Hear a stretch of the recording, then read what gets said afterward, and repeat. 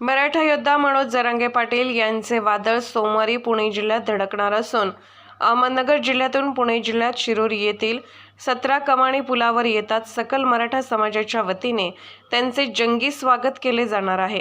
याविषयी माहिती देताना सकल मराठा समाजाचे स्वयंसेवक सुनील जाधव, जयवंत साळुंके, संभाजी कर्डिले, रुपेश घाडगे, उमेश शेळके, अवी जाधव, स्वप्नील रेड्डी, महेंद्र येवले, सूरज काळे, सिद्धांत चव्हाण आदी उपस्थित होते। यावेळी सकल मराठा समाजाच्या वतीने जरांगे पाटील यांचे जोरदार स्वागत करण्यात येणार आहे।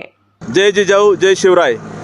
पुणे जिल्ह्यामध्ये मराठा समाजाचे नेते जरांगे पाटील यांचा या ठिकाणी शुभ आगमन होणार आहे। उद्या ठीक 22 जानेवारी 6 वाजता आणि त्या निमित्तानं या ठिकाणी लाखोच्या संख्येने लोकांनी उपस्थित राहून जरांगे पाटलांचं स्वागत करावं अशीच सकल मराठा समाजाच्या वतीनं आपल्याला विनंती करण्यात येत आहे। त्याचप्रमाणे या ठिकाणी 25,000 लोकांच्या फूड पॅकेटची व्यवस्थासुद्धा या ठिकाणी करण्यात आलेली आहे। त्याचप्रमाणे शिरूर तालुका सकल मराठा समाज व शिरूर तालुका यामध्ये सहभागी होणार आहे।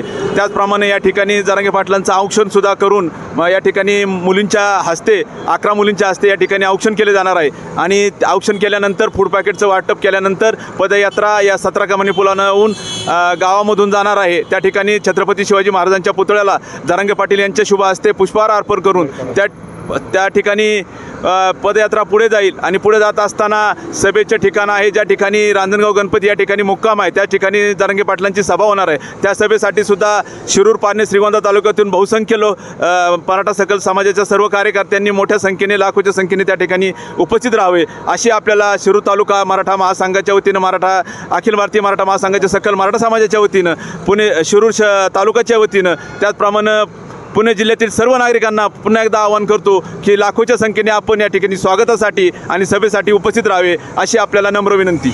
मराठा आरक्षणासाठी श्री मनोज जरांगे पाटील हे आंतरवाली सराटी इथून दिनांक 20 पासून पदयात्रा काढली असून दिनांक 22 रोजी अहमदनगर व पुणे जिल्ह्याच्या वेशीवर या ठिकाणी त्यांचं आगमन होत आहे। दिनांक 22 रोजी दुपारी 2 वाजता।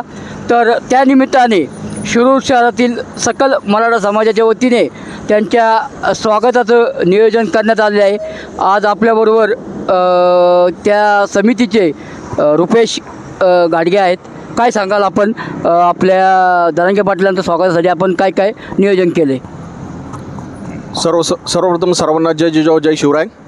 आपण या ठिकाणी शिरूर शहर पंचक्रोशी यांच्या वतीने उद्या मराठा आरक्षणासंदर्भात जो मोर्चा निघणार आहे मुंबईला, आंतरवाली ते मुंबई, त्यासाठी आपण शिरूर शहरातर्फे 25,000 लोकांचं जेवणाचं व्यवस्था केलेली आहे। त्यानंतर आपण या ठिकाणी सर्वांना औषधोपचारासाठी स्वतंत्र एक दवाखाना उपलब्ध करून ठेवलेला आहे।